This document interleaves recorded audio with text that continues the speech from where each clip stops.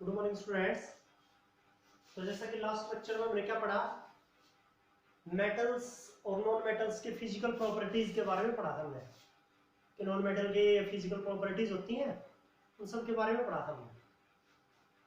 एक जो चीज थी यहाँ कि एक मेजर डिफरेंस और भी था फिजिकल प्रॉपर्टी से डिपेंडेंट, और उसके बारे में अब यहाँ ब्रीफ में ही पढ़ेंगे हम यहाँ कि जो मेटल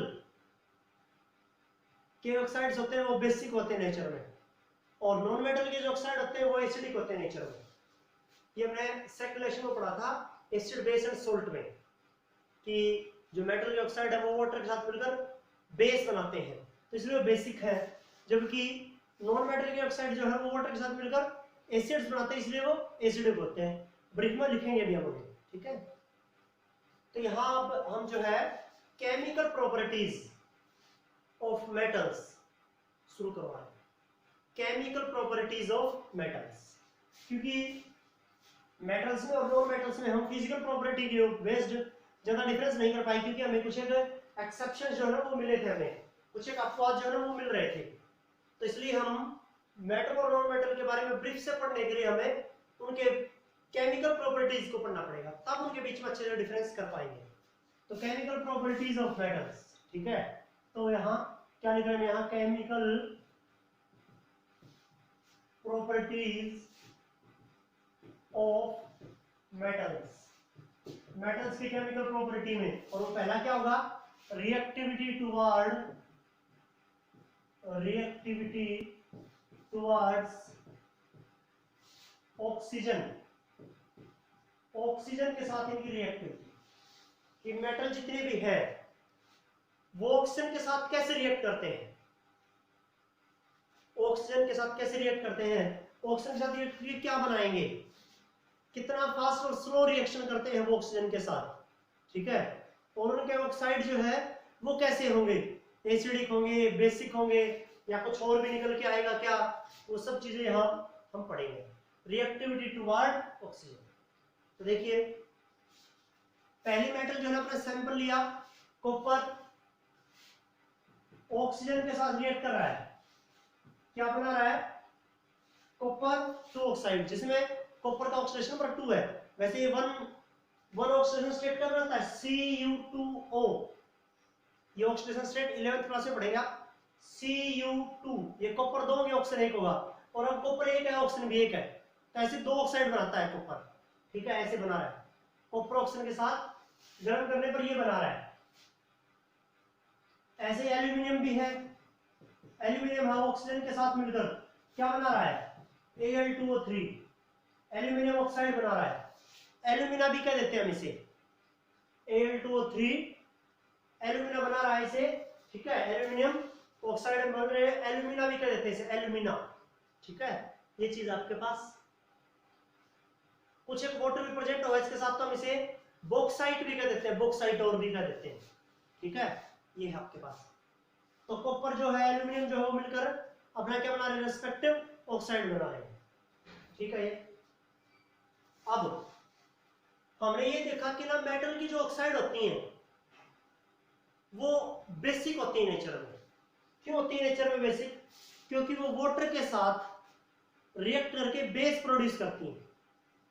क्या बनाती है, जैसे देखो एक एग्जांपल लिखूंगा मैं यहाँ, सोडियम का ऑक्साइड है Na2O, वाटर के साथ रिएक्ट करता है और क्या मिलता है, NaOH, कास्टिक सोडा। क्या ये बेस है, बेस। और एल्कलीज भी कह देते हैं इसे, एल्कलीज क्यों कह देते हैं, water soluble base, water soluble base are known as alkalis. पानी में जो बेस घुल जाते हैं वो सार, ठीक है, वो बेस जो पानी में घुल जाते हैं हम अल्कलीज कहते हैं। तो ये अल्कलीज होता है NaOH या KOH। तो ये देखो मेटल होता है, सोडियम मेटल है, उसका ऑक्साइड वाटर के साथ मिलकर क्या बना रहा है, बेस बना रहा है। क्या बना रहा है, बेस। कैसे पता लगता है हमें, देखो वाटर क्या होता है, न्यूट्रल होता है, न्यूट्रल, और NaOH क्या होता है, ये बेस होता है। तो ये मेटल की ऑक्साइड कैसी होगी, देखो 0 और ये 1 है, यहाँ प्लस 0 में कितना जोड़े उनकी 1 आ जाए, 1 ही तो जोड़ेंगे ना। ऐसे ही वाटर का न्यूट्रल है, न्यूट्रल में क्या जोड़े हम कि वो बेस बना ले, बेस ही जोड़ेंगे, बेस ही जोड़ेंगे। तो ये बेसिक ऑक्साइड होती है मेटल की। न्यूट्रल में बेस जोड़ के क्या बना देगा, बेस बना देगा, या न्यूट्रल में एसिड जोड़ के एसिड बना देगा तो वो एसिडिक ऑक्साइड होगा। तो मेटल की ऑक्साइड कैसी होती है, बेसिक होती है। मेटल की ऑक्साइड कैसी होती है, बेसिक। लेकिन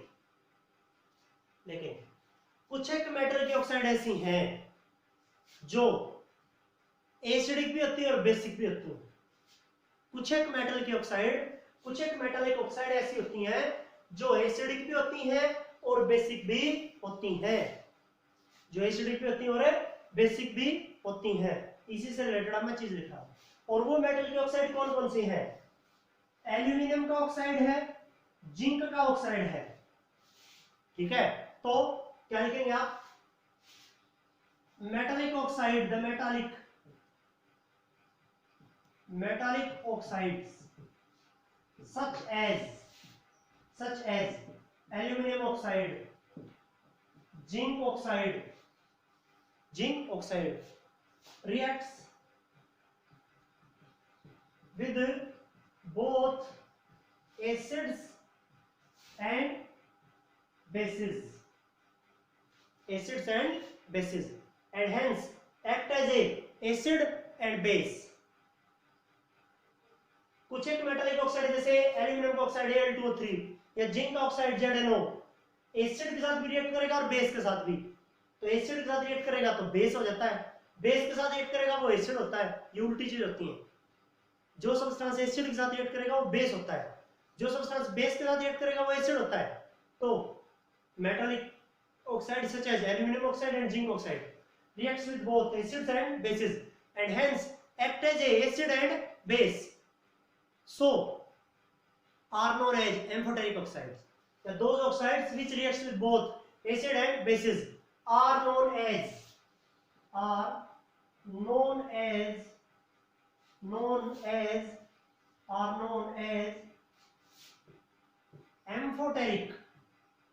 amphoteric oxides।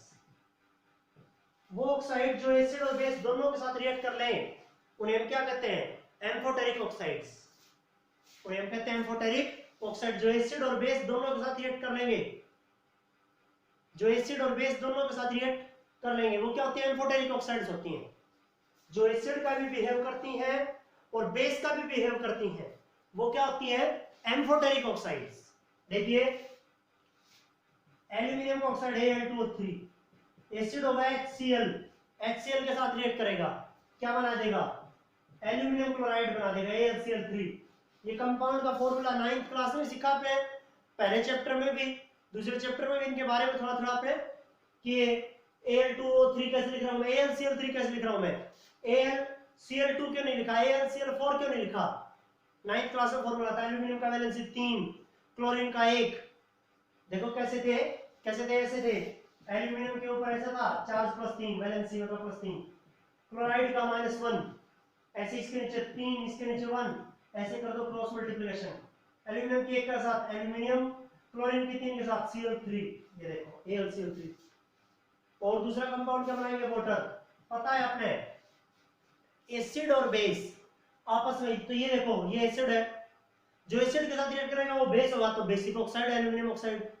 तो एसिड और बेस रिएक्ट करते हैं आपस में, क्या बनाते हैं, सॉल्ट और वाटर। क्या कहते हैं उस रिएक्शन को, neutralisation reaction. The reactions in which acid and base reacts together and forming and produce salt and water. किस किस के बीच की रिएक्शन, एसिड और बेस के बीच की रिएक्शन, जिसमें वो सॉल्ट और पानी, सॉल्ट और वाटर बना देते हैं, are known as neutralisation reaction. उस रिएक्शन को क्या कहते हैं, न्यूट्रलाइजेशन रिएक्शन कहते हैं। क्यों, एसिड का H आयन, बेस का OH आयन, H आयन और OH आयन मिलकर क्या बना देते हैं, पानी, न्यूट्रल वाटर बना देते हैं, जो कि क्या होता है, न्यूट्रल। तो इसलिए इसी के नाम पे पढ़ा इनका न्यूट्रलाइजेशन रिएक्शन, एसिड और बेस के बीच की रिएक्शन जिसमें वो सॉल्ट और वाटर प्रोड्यूस कर रहे हैं, उसे कहते हैं न्यूट्रलाइजेशन रिएक्शन। और देख लीजिए एल्यूमिनियम ऑक्साइड एसिड के साथ रिएक्ट करके सॉल्ट बना रहा है और वाटर बना रहा है। ऐसे ही अब देखिए एल्यूमिनियम ऑक्साइड Al2O3, बेस ले लीजिए, अब बेस है NaOH, NaOH बेस के साथ रिएक्ट देखिए हम, एल्यूमिनियम ऑक्साइड बेस NaOH के साथ रिएक्ट करेंगे, क्या बनाएंगे, सोडियम मेटाल्यूमिनेट कर लीजिए आप इसे, NaAlO2 plus water, sodium Meta aluminate, ऊपर वाला तो देखो एल्यूमिनियम क्लोराइड था, जब एल्यूमिनियम ऑक्साइड बेस के साथ रिएक्ट करता है तो क्या बनाता है, sodium Meta aluminate, sodium Meta aluminate और वाटर। अब देखिए वही बेस के साथ रिएक्ट किया, एल्यूमिनियम ऑक्साइड में तो क्या हो गया, एसिड, एसिड के साथ रिएक्ट किया तो बेस, बेस के साथ रिएक्ट किया तो एसिड, क्या बना रहा है, सोल्ट और वाटर, ये भी न्यूट्रलाइजेशन रिएक्शन है। तो एल्यूमिनियम ऑक्साइड एसिड के साथ रिएक्ट करता है और बेस के साथ भी रिएक्ट करता है, तो इसलिए वो एसिडिक भी होता है और बेसिक भी होता है, एसिडिक भी होता है और बेसिक भी होता है, इसलिए हम उसे क्या कहते हैं, एम्फोटेरिक ऑक्साइड, क्या कहते हैं एम्फोटेरिक ऑक्साइड, ये चीज था आपके पास। तो एम्फोटेरिक ऑक्साइड कौन सी होंगी, वो मेटालिक ऑक्साइड्स जो एसिड और बेस दोनों के साथ रिएक्ट कर लेते हैं वो एम्फोटेरिक होती है, ये था आपके पास यहाँ। मेटालिक ऑक्साइड नहीं तो जनरली कैसी होती है, बेसिक होती है नेचर में, ये हो जाएगा। ये था आपके पास यहाँ चीजें जो रिएक्टिविटी टुवर्ड ऑक्सीजन। अब हमें क्या पता लगा यहाँ रिएक्टिविटी टुवर्ड ऑक्सीजन से कि ऑक्सीजन के साथ कैसे रिएक्ट करती हैं ये, फास्ट और स्लो वाला तो नहीं पता लगा, मैंने कॉपर के साथ रिएक्ट करके, जिंक के साथ रिएक्ट करके, ऐसे ही एल्यूमिनियम के साथ रिएक्ट करके बता दिया, सोडियम के साथ रिएक्ट, मतलब ऑक्साइड जो बता रहे हैं हम ऐसे बता दिया। हमने ये तो नहीं पता लगा कि वो ऑक्साइड कितना फास्ट और स्लो बनता है, ये तो हमने ये बताया कि वो मेटालिक ऑक्साइड कैसी होती है, एसिडिक या बेसिक, या बेसिक होती है जनरली, लेकिन कुछ एक मेटालिक ऑक्साइड है जो एसिडिक और बेसिक दोनों होती है, मतलब एम्फोटेरिक होती है, ये चीज है। अब जो रिएक्टिविटी है किसकी, मेटल्स की किसके साथ, ऑक्सीजन के साथ, कैसे बताएंगे आप इसे, कि जो सारे मेटल्स हैं वो ऑक्सीजन के साथ एक जैसा रिएक्ट नहीं करते, सारे मेटल्स हैं वो ऑक्सीजन के साथ एक जैसा रिएक्ट नहीं करते, उन सब की रिएक्टिविटी अलग है, उन सब की रिएक्टिविटी अलग है, और कैसी कैसी रिएक्टिविटी है वो लिखेंगे आप, जो वेरिएशन है, जो ट्रेंड है रिएक्टिविटी का, वो देखिए क्या हो रहा है। वो हो गया यहाँ पहले नंबर पर sodium and potassium when reacts with oxygen, ठीक है, when reacts with oxygen then they form their respective oxide and catches fire, they reacts with oxygen so vigorously that they catches fire, कि sodium और potassium oxygen के साथ इतना तेजी से react करते हैं, विगरसली रिएक्शन करते हैं, इतना शार्पली रिएक्ट करते हैं कि वो आग पकड़ लेते हैं, इतना जल्दी रिएक्ट करते हैं कि सोडियम और पोटेशियम का ऐसे एयर में ऑक्सीजन होता है, ऐसे उनको खुला छोड़ दिया मैंने सोडियम और पोटेशियम को, तो वो इतना ऑक्सीजन के साथ इतना जल्दी रिएक्ट करेंगे कि वो आग पकड़ लेंगे ऑक्सीजन के प्रेजेंस में, कि सोडियम एंड पोटेशियम ऑक्सीजन के साथ रिएक्ट करते हैं, reacts with oxygen, reacts with oxygen so vigorously that they catches fire, आग पकड़ लेती हैं, इतने ज्यादा रिएक्टिव होते हैं सोडियम और पोटेशियम, इतने ज्यादा रिएक्टिव होते हैं कि ऑक्सीजन की प्रेजेंस में ही आग पकड़ लेंगे, क्योंकि रिएक्ट कर लेंगे अपना ऑक्साइड बनाएंगे और आग पकड़ लेंगे, एक चीज। अब सोडियम और पोटेशियम है तो इसका मतलब ये हुआ कि सोडियम और पोटेशियम को हम फ्री नहीं रख सकते हैं एयर में, ये नहीं कि सोडियम और पोटेशियम यहाँ एयर में होते ही तो आग पकड़ लेगा, तो उसको बचा के रखने के लिए या एक्सीडेंटल फायर से बचने के लिए हमारे पास सोडियम पोटेशियम है, एयर में हो तो आग पकड़ने देगा तो हमें भी नुकसान पहुंचाएगा वो, तो इसलिए या लैब में रहता है तो हम उसको लैब में कैसे रखते हैं, क्योंकि लैब में एयर तो है ही, वहां भी आग पकड़ लेगा, ऐसे ही वो ओपन रहा तो ओपन रखा तो उसे, तो लैब में कैसे रखा जाता है उसे, या घर में दुकानों में कैसे स्टोर करके रखते हैं उसे, और एक्सीडेंटल फायर से बचने के लिए, तो टू प्रिवेंट एक्सीडेंटल फायर, ठीक है, या to protect sodium and potassium, या केवल उनको बचा के रखने के लिए, to protect sodium and oxygen, sodium and potassium from oxygen, sodium और पोटेशियम को ऑक्सीजन से बचा के रखने के लिए, या फिर एक्सीडेंटल फायर से बचने के लिए, to prevent from accidental fire से बचने के लिए Sodium and potassium are kept immersed in kerosene oil which is inert solvent. Sodium और पोटेशियम को हमेशा केरोसिन ऑयल में डुबो के रखा जाता है। सोडियम और पोटेशियम को केरोसिन ऑयल में डुबो के रखा जाता है ताकि वो ऑक्सीजन के कांटेक्ट में ना रहे, क्योंकि जो केरोसिन ऑयल है वो इनर्ट सॉल्वेंट है, रिएक्ट नहीं करता वो। ठीक है, तो ऑक्सीजन ज्यादा रिएक्ट नहीं करेगा, तो ऑक्सीजन ज्यादा रिएक्ट नहीं करेगा तो सोडियम पोटेशियम के पास नहीं पहुंचेगी ऑक्सीजन। तो सोडियम और पोटेशियम को बचा के रखने के लिए उसको हमेशा इनर्ट सॉल्वेंट जो रिएक्ट नहीं करता है, क्या केरोसिन ऑयल, उसमें डुबो के रखा जाता है। ठीक है, सोडियम और पोटेशियम इतने ज्यादा रिएक्टिव है, एक चीज होगी। तो बहुत ज्यादा रिएक्टिव सोडियम और पोटेशियम। दूसरा आपके पास ऐसे magnesium, aluminium, zinc, magnesium, aluminium, zinc. ठीक है, when kept open in air then they form a protective layer of their respective oxide on their surface। कि जैसे ही एयर की प्रेजेंस में आते हैं कौन, मैग्नीशियम, एल्यूमिनियम या जिंक, तो अपने सरफेस के ऊपर एक प्रोटेक्टिव लेयर बना लेते हैं। किसका? अपने ऑक्साइड का। जैसे एल्यूमिनियम है तो एल्यूमिनियम ऑक्साइड का, Al2O3 का। And this protective layer, and this layer कह लीजिए, and this layer of oxide protect the metal from further oxidation. इन्हीं मेटल्स को वो ऑक्साइड, जैसे एल्यूमिनियम है यहाँ, ये एल्यूमिनियम का सैंपल है, ए में रखा गया, तो ये एयर के साथ ऑक्सीजन के साथ रिएक्ट करके उसका लेयर बना लेगा अपने सरफेस के ऊपर। किसका? एल्यूमिनियम ऑक्साइड का। ये लेयर हो गया। अब ये लेयर किससे बचाएगा इसे? इसी मेटल को इसके ऑक्सीडेशन से, फर्दर ऑक्सीडेशन से, कि आगे इसका ऑक्सीडेशन ना हो, ऑक्सीजन के साथ और ज्यादा रिएक्ट ना करे। इसलिए तो घर में जो बर्तन होते हैं वो एल्यूमिनियम वगैरह के होते हैं। जो यूटेंसिल होते हैं, हाउस होल्ड यूटेंसिल होते हैं, डोमेस्टिक जो यूटेंसिल है, घर में जो बर्तन होते हैं वो एल्यूमिनियम के क्यों बनाए जाते हैं? क्योंकि ऑक्सीजन के ऊपर एल्यूमिनियम का क्या होता है? लेयर होता है। वो जो लेयर है बचा लेगा इस बर्तन को, किससे? उसके ऑक्सीडेशन से। या हमारा जो खाना है उसको हम एल्यूमिनियम के पैकेट में बंद करते हैं, जो फॉइल होता है, फॉइल पेपर एल्यूमिनियम का। क्यों करते हैं? क्योंकि एल्यूमिनियम के ऊपर एल्यूमिनियम ऑक्साइड का एक लेयर जो है वो बन जाता है एयर के प्रेजेंस में, ऑक्सीजन के प्रेजेंस में। अब वही लेयर जो है फर्दर ऑक्सीडेशन से बचाएगा इसको। किससे बचाएगा? इसके आगे ऑक्सीडेशन ना हो, ताकि जो फूड जो है ना वो रेंसिड ना हो, क्योंकि ये रिएक्ट करेगा तो ऑक्सीजन अंदर भी जाएगा और फिर वो फूड के साथ रिएक्ट करेगा तो रेंसिड हो जाएगा भोजन भी।